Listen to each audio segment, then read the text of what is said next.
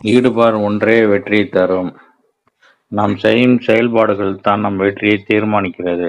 அது மட்டுமல்ல, ஈடுபாட்டோடு ஒரு விஷயம் நாம் செய்யும் பொழுது அதில் 100% வெற்றி அடைகிறோம். அதில் எந்த சந்தேகமும் கிடையாது. ஆனால் ஈடுபாடு இல்லாமல் எந்த காரியம் செய்தாலும் சரி, அது நிச்சயமாக வெற்றி தராது என்பதற்கு ஒரு டீ கடைக்காரரின் சின்ன கதை. இப்பதிவில் ஒரு உதாரணமை பார்ப்போம். ஒரு டீ கடைக்காரனிடம் ஒரு மல்யுத்த வீரன் எப்போதும் டீ அருந்துவான். ஒரு முறை டீ கடைக்காரனுக்கும் மல்யுத்த வீரனும் தகராறு வந்துவிட்டது.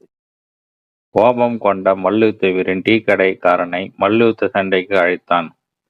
அவர்கள் இனத்தில் மல்யுத்த சண்டைக்கு ஒருவன் அழைத்தால் நிச்சயம் ஒப்புக்கொள்ள வேண்டும். இல்லாவிட்டால் அது பெரும் அவமானம் என கருதப்படும். எனவே டீ கடைக்காரனும் ஒப்புக்கொண்டான். ஆனால் இது எப்படி நாம் ஜெயிக்கப் போகிறோம் என்று பயந்தான். அறிவுரை வேண்டி ஒரு ஜென் துறவியை நாடினான். அவனது கதை முழுதும் கேட்ட அவர் சண்டைக்கு இன்னும் எத்தனை நாட்கள் உள்ளன என்று கேட்டார். 30 நாட்கள் என்றான் அவன். இப்போது நீ என்ன செய்கிறாய் என்று பின்பு கேட்டார். டீ ஆட்டுகிறேன் என்றான் அவன். அதையே தொடர்ந்து செய் என்றார் அவர். 1 வாரம் கழித்து வந்தான் டீ கடைக்காரன். எனக்கு பயம் அதிகரிக்கிற வண்ணம் இருந்தது. என்ன செய்க என்றான். இன்னும் ஈடுபாடோடு இன்னும் வேகமாய் டீ ஆற்று என்றார் ஜென் துறவி. தன் பயத்தை எல்லாம் வேகமாக மாற்றி வெறித்தனமாய் டீ ஆட்டினான். 2 வாரம் ஆனது. அப்போது அதே அறிவுரை. போட்டிக்கு நாள் அருகில் வந்துவிட்டது. டீ கடைக்காரன் நடுக்கத்துடன் ஜென் துறவியுடன் நான் என்ன செய்ய வேண்டும் என்று கேட்டான். போட்டிக்கு முன் ஒரு டீ சாப்பிடலாம் என நீ அவனை கூப்பிடு என்றார் துறவி.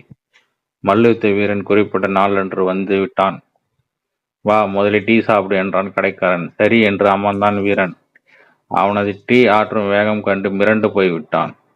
இதற்கு முன் அவன் டீ ஆற்றுவதை விட பார்த்திருக்கிறான். இப்போது என்ன ஒரு வேகம்! ஒரு சாதாரண டீ ஆற்றும் விஷயத்திலே இவ்வளவு முன்னேற்றம் என்றால் போட்டிக்கு எந்த அளவு தயார் செய்திருப்பான் என எண்ணி போட்டியே வேணாம் என்று சென்று விட்டான்.